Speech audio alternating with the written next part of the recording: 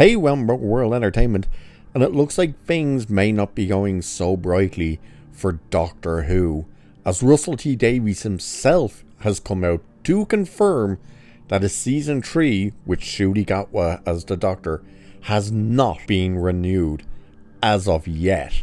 Now, it's still May, but it's looking very much like we said in an older video. It looks like Disney may pull the plug on their end of things. Now, the BBC would probably continue with it, but obviously the funding would be much less, and God knows what kind of state it would end up in. But we'll have a look at this article, because the article is funny with some of the crap it says as well, but we'll go over it. So it says, the latest Doctor Who revival hasn't been the hit most expected, with Disney Plus bringing the series to a global audience and giving the long-running sci-fi series a much-needed cash injection. Fans imagined it might finally reach the same heights as The Mandalorian and Stranger Things.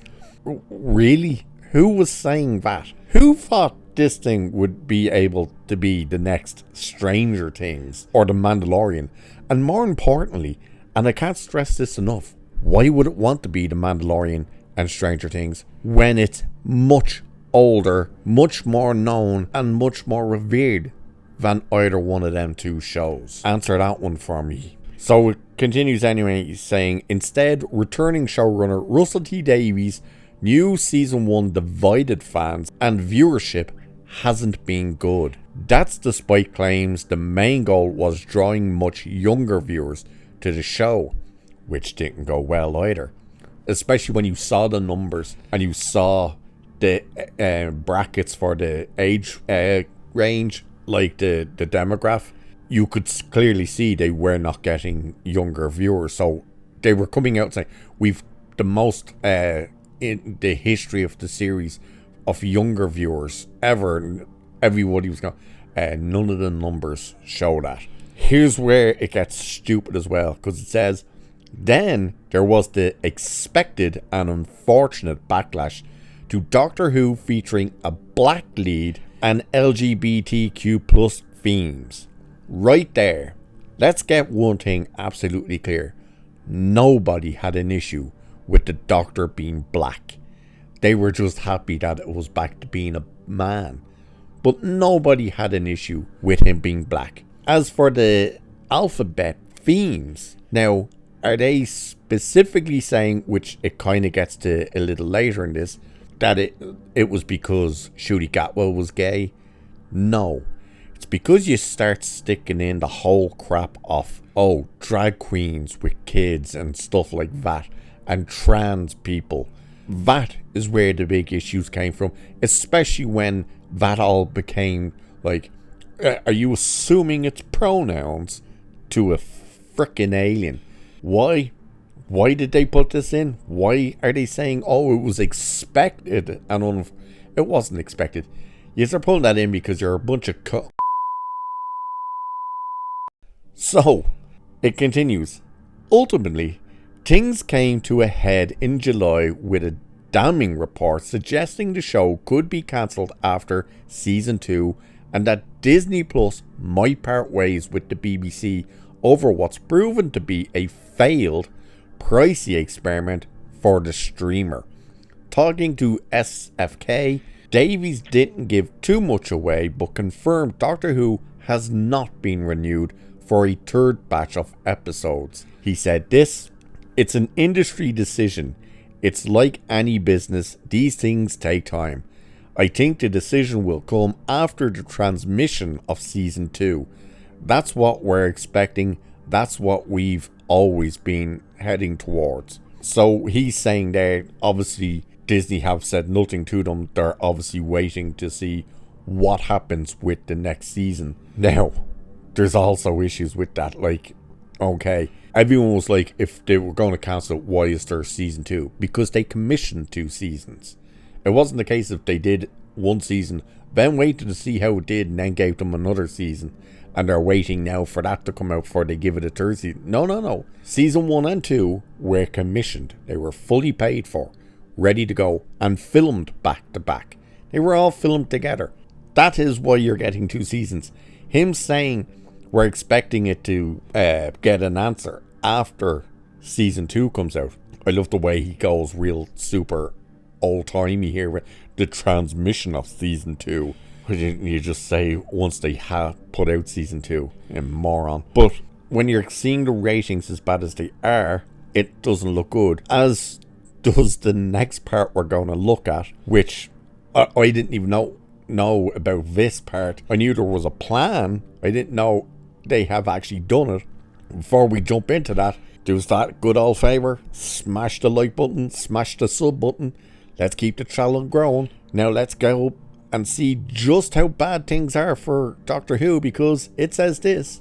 It appears ambitious plans for Doctor Who have been dialed back, though a spin-off titled The War Between the Land and the Sea is on the way and not generating much in the way of buzz. In fact, if that flops, it could seal the main show's fate. Now again, I knew they were planning to do spin-offs because they were talking about animations and spin-offs and all sorts of crap, because they wanted to start what they start calling the Whoniverse. Yay. I had no idea that this thing was actually filmed and ready to go. And what the hell is the story with that title? The War Between the Land and the Sea. How is that ever supposed to tell you that's connected to Doctor Who? Unless it's the name of an episode or something that was said in an episode. Beats the shit out of me. But they're saying there's absolutely no buzz for this thing whatsoever. Probably because nobody has a clue that it's coming. And then it says, one headline grabbing complaint made during Doctor Who Season 1 was regarding a gay romance between Ncuti Gatwa's 15th Doctor and Jonathan Groff's Rogue. As Deadline reports, some UK viewers argued the episode's content was unsuitable for children, prompting a BBC investigation, which has now led to the following statement being issued. And let's face it, when I read this to you, keep in mind, this is a company who protected the likes of Jimmy Savile and a few others, and even a news reporter who is now in trouble. But it says, this is their official statement, the ECU considered the sexual innuendo to be towards the mildest end of the spectrum, and in any case likely to go over the heads of children.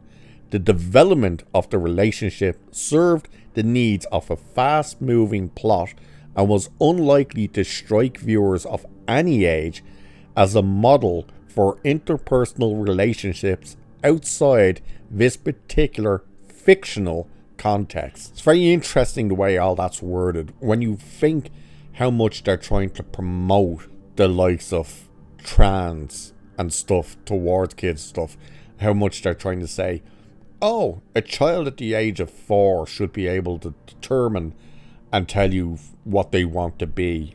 And yet, their statement regarding an episode was, oh, they're that stupid and dumb and so young, it just goes over their head, they haven't a clue what they're watching. So, doesn't quite line up with their arguments, does it? Kind of goes against their whole arguments. But then Davies said this earlier this year, that he acknowledged the ratings, and he said, they might not be the ratings we'd love, we always want higher, but they are building over the 28-day period.